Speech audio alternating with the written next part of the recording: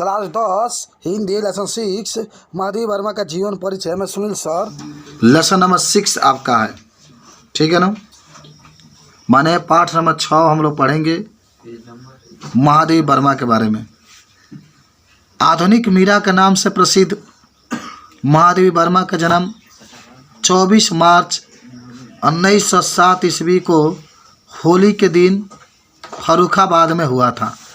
इनके पिता श्री गोविंद सहाय इंदौर के एक कॉलेज में अध्यापक थे तथा माता सरल हृदय धर्मपरायण महिला थी। महादेवी वर्मा बड़ी कुशाग्र बुद्धि बालिका थी। बचपन में ही माँ से रामायण महाभारत की कथाएं सुनने और सुनते रहने के कारण इसके मन में साहित्य के प्रति आकर्षण उत्पन्न हो गया। फलतः मौलिक काव्य रचना इन्होंने बहुत छोटी आयु में प्रारंभ की थी। प्रयाग विश्वविद्यालय से संस्कृत में एमए करने के बाद ये प्रयाग महिला विद्यापीठ में प्राचार्य हो गई। 9 वर्ष की छोटी उम्र में इनका विवाह रूपनारायण वर्मा के साथ हो गया था, किंतु इन्हीं दिनों इनकी माता का स्वर्गवास हो गया। इनके पति डॉक्टर थे, परंतु दाम्पत्य जीवन में इनकी रुचि नहीं थी। इनके जीवन पर महात्मा गांधी का और कला साहित्य साधना पर रविंद्र का प्रभाव पड़ा। इन्होंने नारी स्वतंत्रता के लिए संघर्ष किया और अपने अधिकारों की रक्षा के लिए नारियों का शिक्षित होना आवश्यक बताया। कुछ वर्षों तक महादेवी जी उत्तर प्रदेश विधान परिषद के मनोनीत सदस्य भी रही। दर्शन, संगीत तथा चित्रकला में इनकी विशेष अभिरुचि थी। भारत सरकार ने इन्हें पद्म भूषण अलंकार के द्वारा भी सम्मानित किया। सन 1983 ईस्वी में ये महादेवी जी का उनके काव्य ग्रंथ यामा पर ज्ञानपीठ पुरस्कार प्राप्त हुआ और इसी वर्ष उत्तर प्रदेश सरकार ने इसको 1 लाख रुपये का भारत भारती पुरस्कार देकर उनकी साहित्य सेवाओं का सम्मान किया। ये प्रयाग महिला विद्यापीठ के उपकुलपति पद पर भी आसीन रही। इनका निधन 11 सितंबर 1987 ईस्वी को हो गया था। आधुनिक हिंदी साहित्य के निर्माताओं के महत्वपूर्ण स्थान की अधिकारिणी है। प्रसाद पंत निराला तक महादेवी वर्मा छयवादी युग के इन 4 महान कवियों का बृहत चतुष्य के नाम से जाना जाता है। महादेवी जी के मैट्रिक उत्तीर्ण करने के बाद ही काव्य रचना प्रारंभ करती। कर्ण और भावव्यक्ति उनके व्यक्तियों के अधिकार अंग थे। जहाँ एक ओर उसके काव्य में अनेक भावनाओं की अभिव्यक्ति हुई, वहीं दूसरी ओर भावनाएं संपर्क में आने वाले पीड़ित और दुखी व्यक्तियों के लिए भी जरूरी था। इनकी रचनाएं क्या क्या है देख लो। रचनाएं में लिखे हैं निहार, रश्मि, निर्जा, सांध्य गीत, दीपशिखा, सतपर्णा, यमा के बाद आपका है हिमालय इत्यादि इनकी रचनाएं हैं। हालांकि भाषा शैली में देख सकते हैं महादेवी जी का जो प्रारंभिक काव्य रचनाएं थी ब्रजभाषा में थी, लेकिन किंतु बाद में ये अपनी रचनाएं खड़ी बोली में ही लिखना शुरू कर दी। हालांकि महादेवी वर्मा की जो शैली है गीतात्मक यानी गीत के रूप में ये अपनी रचनाएं लिखा करती थी। अच्छा, हम लोग क्या जाने, हम लोग ये जाने कि महादेवी जो वर्मा है उनका जन्म 1907 ईस्वी में फर्रुखाबाद में हुआ था। ये जाने हम लोग। आपसे पूछा जाता है महादेवी वर्मा का जन्म कब हुआ था, क्या कहेंगे? 1907 ईस्वी में। अब महादेवी वर्मा के पिता का नाम था गोविंद सहाय।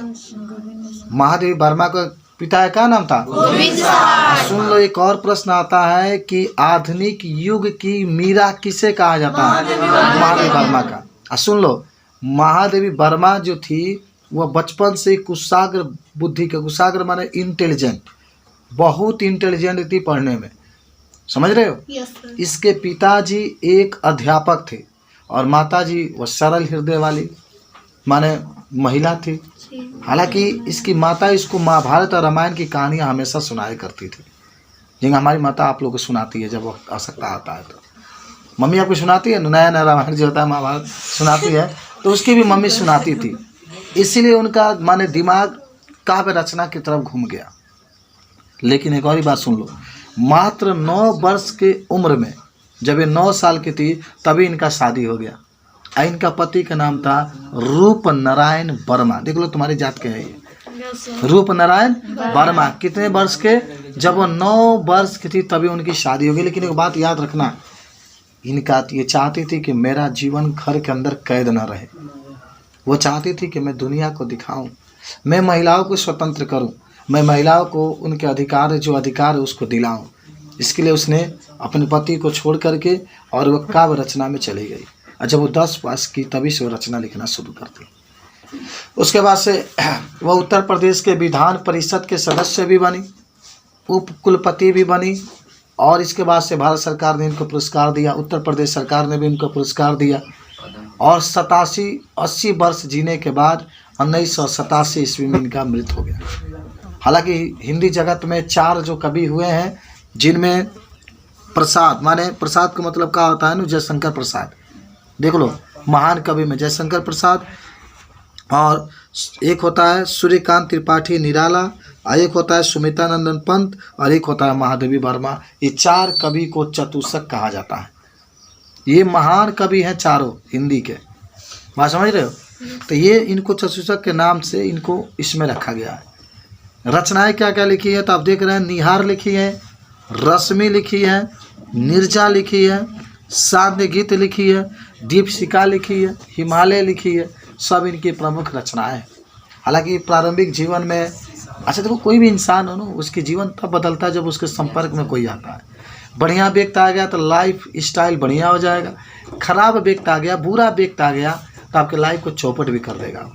कुछ अपने लाइफ में आप कर नहीं पाएंगे, शादी ब्याह करके बस घर बसा लेंगे और कुछ नहीं कर पाएंगे। तो ये कहा थी ना, इनके जीवन में देखिए, महात्मा गांधी को राष्ट्रपिता कहा जाता है। जब ये पढ़ रही थी तभी महात्मा गांधी के संपर्क में आई।